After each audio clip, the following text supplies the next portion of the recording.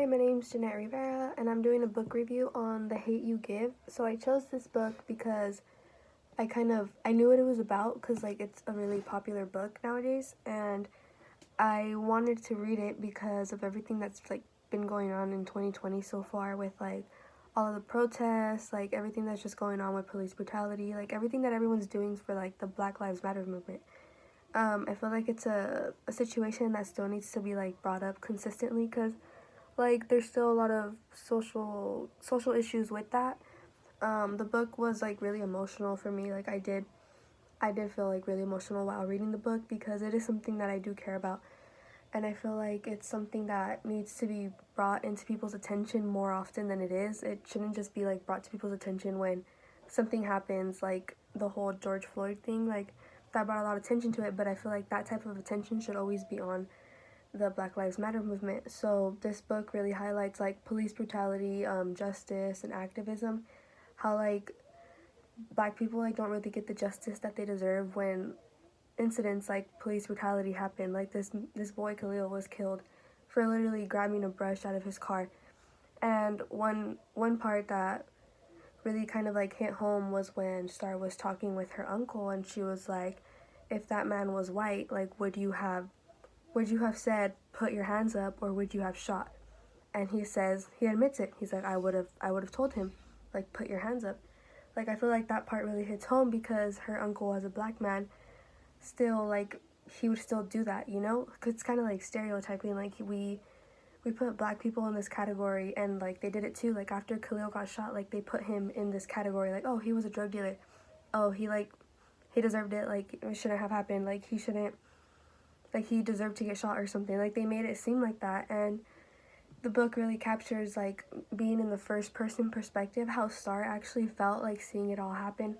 She cared for this kid, and he got shot right in front of her for literally grabbing a brush out of his car. Something important in the book is when Khalil brings up the quote "Thug Life," and he says how Tupac quoted it: "The hate you give little infants F's everybody." And how he says what society gives us as youth, it bites them in the ass when we wild out. And at first I sat there reading the book and I was like, wait, what does he mean by this? And I looked at it and I was like, it's the hate that you give all these little children, the hate that you give them. It's because of that why how they act the way they do when they're older. It's because we're already putting hate on them at such a young age. Everyone just kind of puts them in this category as their thugs or whatever, and it's the hate that we give them is what they grow to understand in their world. And the book is just, it really captures everything that black people have to go through. It really captures the whole scenery of the poor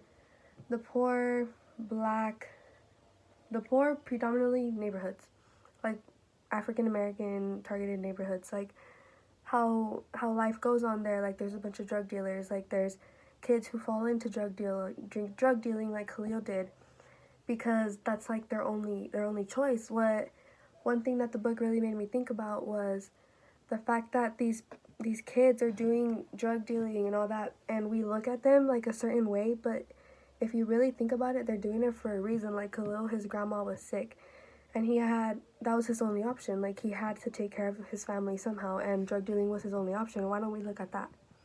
He was put out to be this thug when he literally did all of this to take care of his family because that was his only option. Because as they said in the book as well, these neighborhoods, they don't really give you a chance to find a real job. So you go to drug dealing, but we don't really look at why. It's oh, you're a drug dealer, you're a bad person, and that's it, and that's the end of the story.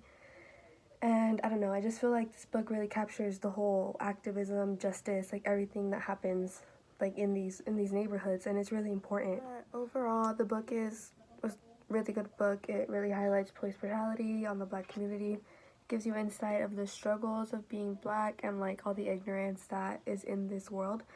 So it's a great read. Definitely recommend for anyone who's trying to get more insight on these type of topics.